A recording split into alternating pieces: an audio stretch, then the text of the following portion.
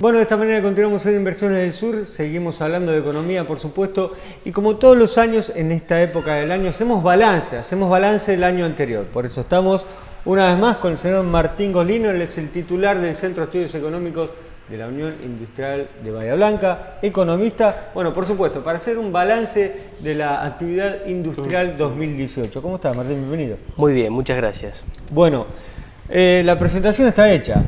La idea era un poco, a partir de esta nota, contar o recordar un poco cómo se fue dando todo un 2018 que realmente fue muy difícil, con muchos cambios.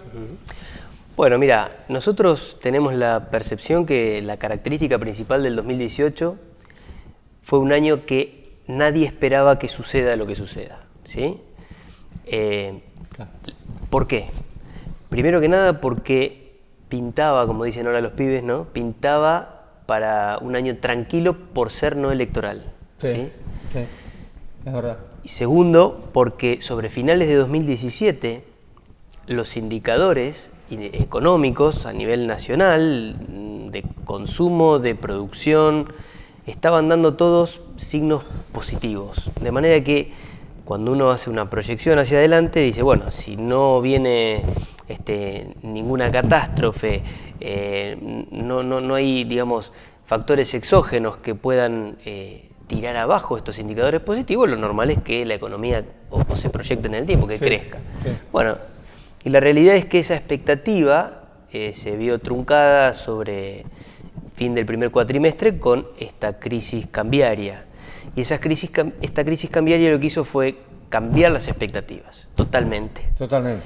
Digamos, bueno, yo recuerdo a los industriales durante el año muchas veces, muchísimas veces, hablar del tipo de cambio, pedir de alguna manera una evaluación. Yo no sé si esperaban una evaluación tan acentuada, seguramente no esperaban una inflación tan acentuada.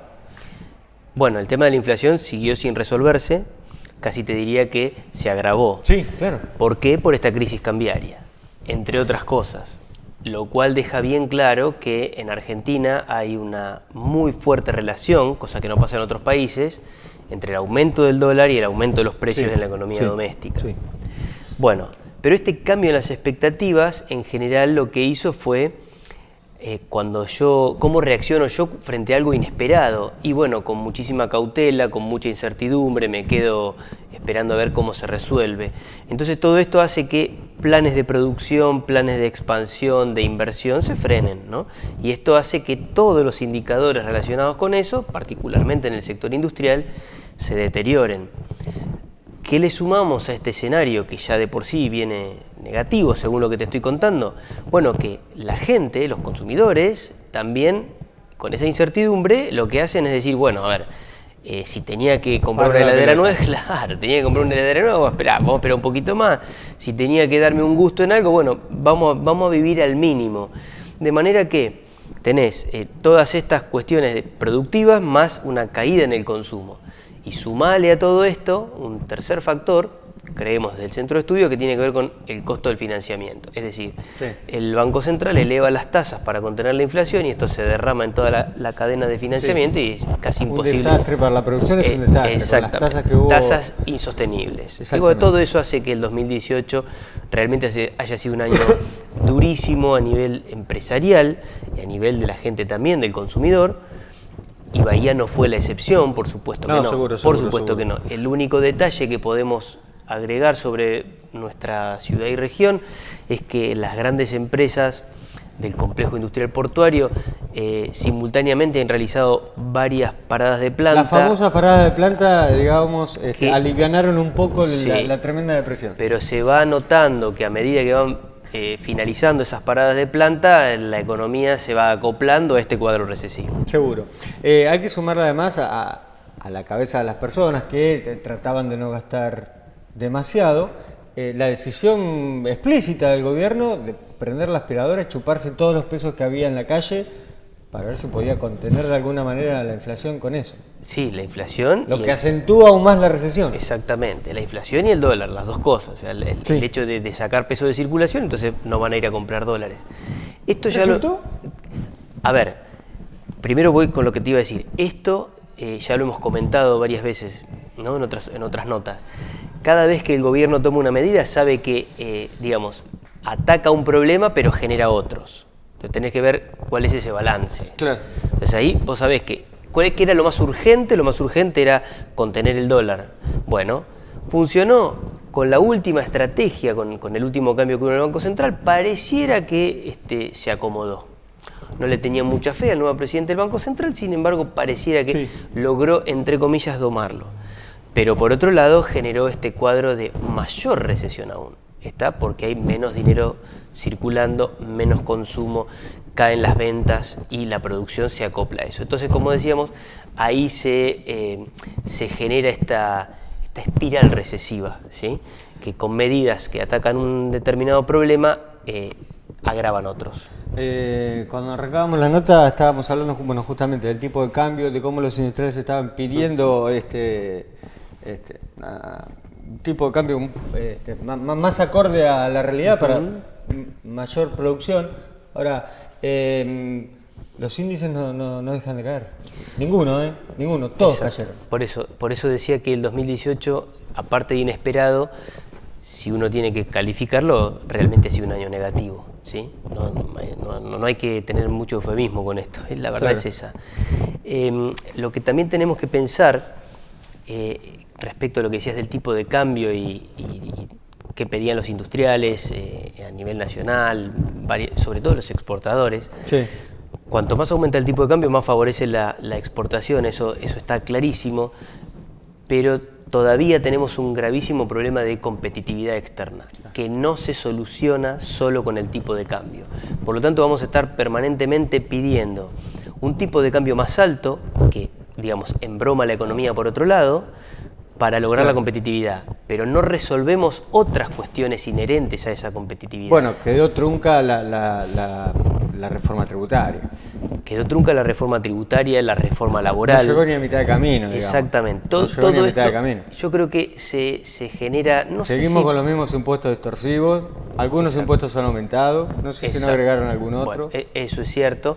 Y también había una cuestión de reforma laboral que antes de nacer ya estaba muy resistida, y que en la medida en que eso no se pueda debatir como corresponde y encontrarle la vuelta, todavía seguimos teniendo graves problemas de productividad de mano de obra. Entonces como todo, hay que encontrar un equilibrio entre mejorar ese aspecto, pero no perjudicar a los trabajadores, eso queda claro. Pero esto de la productividad de la mano de obra, sumado al tipo de cambio, al financiamiento, hacen que la competitividad no sea buena a nivel externo. Entonces, mejoramos nuestras exportaciones, o sea, ingresan dólares cada vez que aumenta el tipo de cambio, pero no logramos mantener constante ese flujo de entrada. Seguro, no tenemos tampoco una entrada de dólares genuinos, ni tampoco se va aumentando eso, al contrario.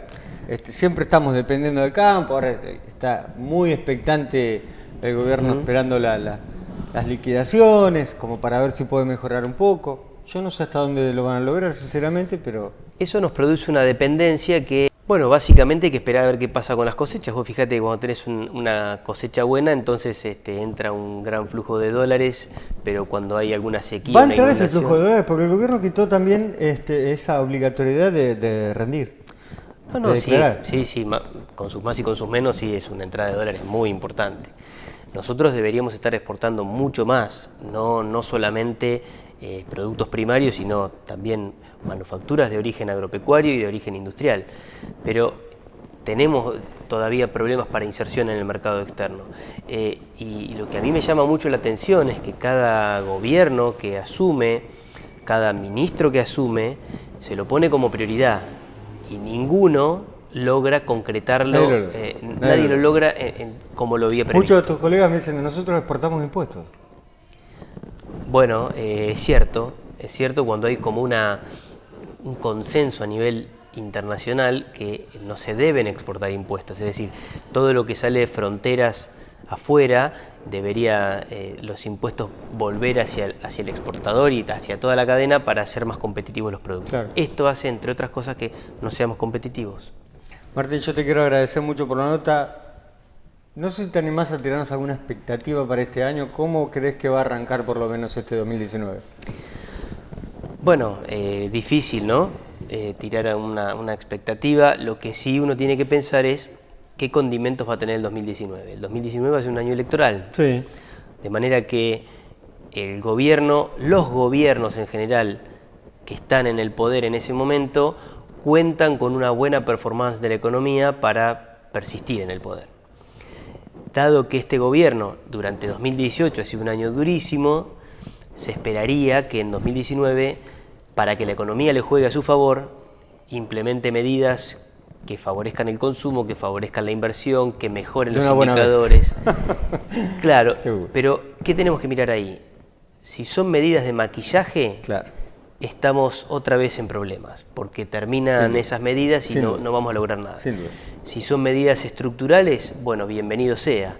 Las medidas estructurales tardan más en implementarse, tardan más en surtir efecto y por ende no son tan atractivas desde el punto de vista electoral. Entonces ahí está la disyuntiva.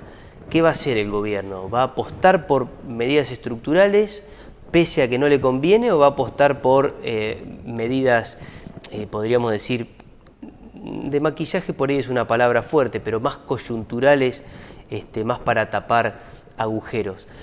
Tenemos ahí una cuestión que es nuestro acuerdo con el Fondo Monetario, que bueno, en parte nos restringe ese tipo de medidas coyunturales. Por lo tanto, bueno, habrá que ver qué sucede con esa expectativa que generan las propias medidas gubernamentales. Martín, muchas gracias. No, por favor.